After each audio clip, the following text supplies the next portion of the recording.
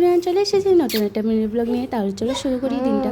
তো সকাল সকাল তো ডুগুর দুষ্টামি দিয়েই দিনটা শুরু হলো। আজকে হচ্ছে ডুগুর বার্থডে।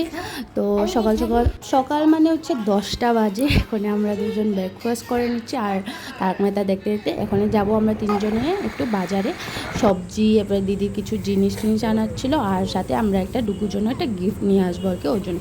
তো প্রথমে তো আমরা বিশালে গেলাম, বিশাল থেকেই ওর জন্য একটা গিফট নিলাম, আর বাড়িতে চলে এসেছি। মানে অনেক দেরি হয়ে গেছিলো বাড়িতে আস্তে আস্তে। তো এসেই আমরা ডেকোরেশনের কাজ মানে স্টার্ট করে দিচ্ছি।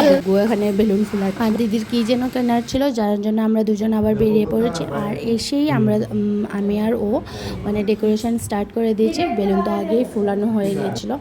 তো ও এখানে গেছে দাদার সাথে মানে কেক আনার জন্য। তো ডুগু অলরেডি এখানে রেডি।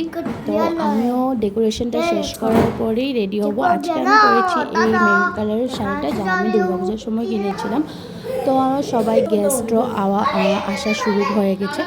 তো ডুগুর একটা কিউট বন্ধু এসেছে, ওর ক্লাসমেটই। তাও এখানে শুরু মানে কেক কাটিং স্টার্ট হয়ে গেছে। সবাই মিলে সুন্দর করে কেক কাটা হলো।